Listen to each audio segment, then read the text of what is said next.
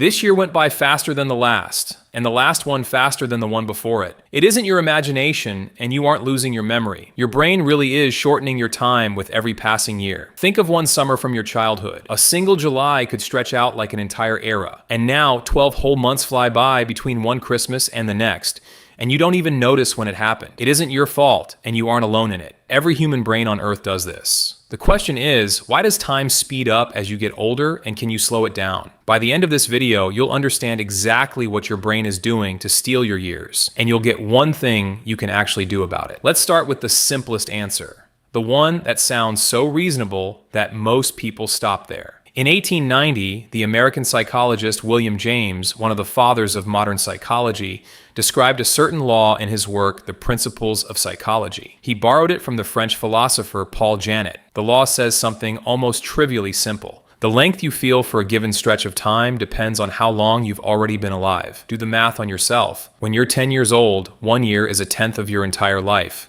A huge chunk. But when you're 50, that same year is only a 50th, a fraction. With every year you live, the next one is a smaller part of the whole, so it feels shorter and shorter. It's a beautiful explanation, simple, mathematical, closes the case. And there's one problem with it. The same William James who wrote down this law said in the same book that it can't be the real answer. That proportion alone doesn't actually explain anything. Why would the father of psychology reject such a neat equation? Because he noticed something closer to the truth and far more unsettling.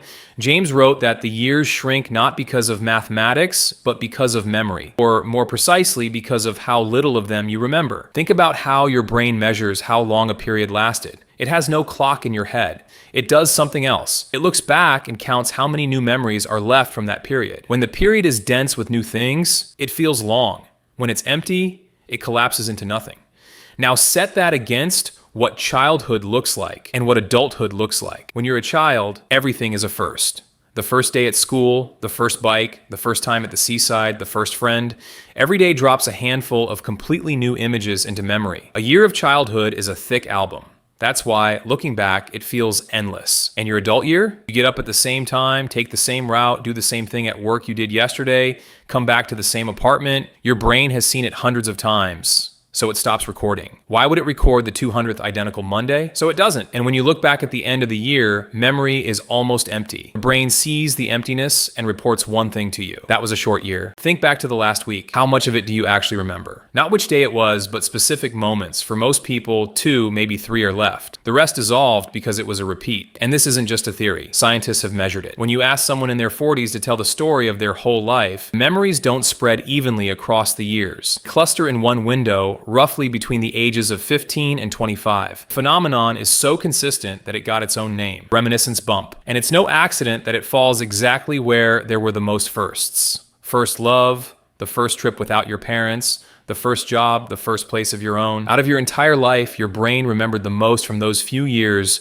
in which almost everything was new. The smooth, predictable decades that came afterward left far less behind. And now you're probably thinking something that sounds like a hole in this whole theory. Hold on. When I'm bored, time crawls, it doesn't fly. An hour in a queue or in a dull meeting drags on forever. If routine shortens time, then why does boredom stretch it out? Fair question. And the answer to it is the most interesting part of this story. British psychologist Claudia Hammond solved it in a 2012 book and called it Holiday Paradox. The thing is, you don't have one clock in your head, but two. One measures time as it happens in the moment, other measures it backwards from memory. And these two clocks almost always show something different. Take a good holiday. While you're on it, the days full of impressions fly by in a flash. The live clock races. But when you come back and look back, that same holiday feels long because it left a stack of new memories. The memory clock says a lot. Short in the moment, long after the fact. A boring meeting works the other way. While it lasts, every minute drags because you're staring at time. The live clock barely moves. But once it's over and you forget it, it vanishes without a trace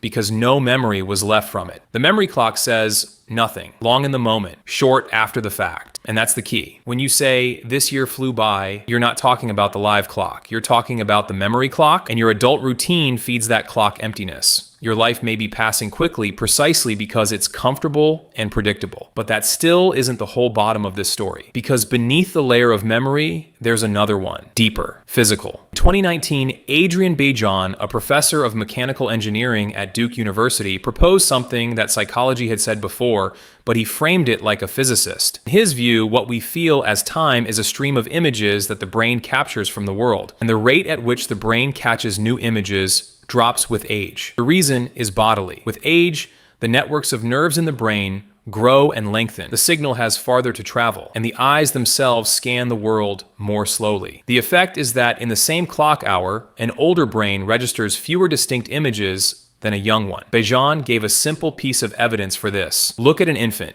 Its eyes dart around constantly, greedily catching the world. Yours no longer do. An infant gets more frames per second than you do. And here's the brilliant comparison. Imagine a film. If you remove every other frame from it and then play it at normal speed, everything on screen will move faster.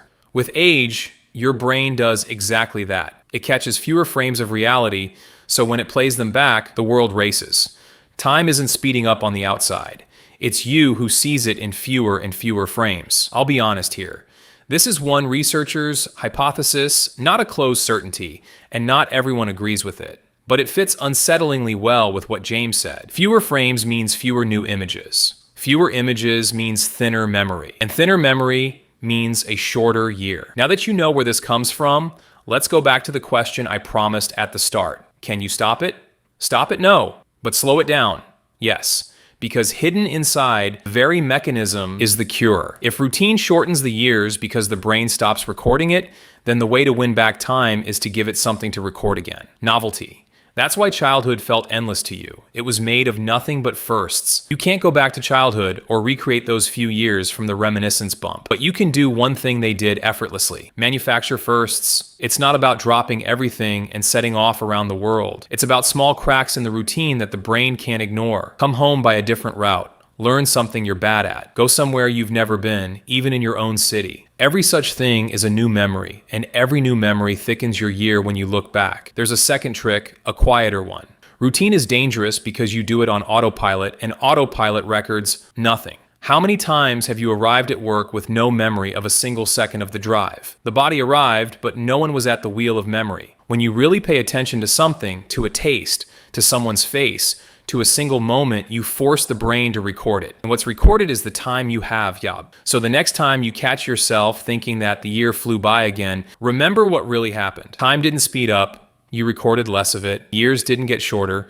Your memory of them got thinner. And that's the only good news in this whole story. Because memory, like a clock, is in your hands. A person who fills a year with new things doesn't live a single minute longer than the one who sleeps through it in routine. But when the two of them look back, one will see a thick album and the other a blank page. And to your brain, a thick album is exactly what a longer life is. You can't stop the clock on the wall, but you can decide how much of it you'll remember. What you remember is the only time you truly lived.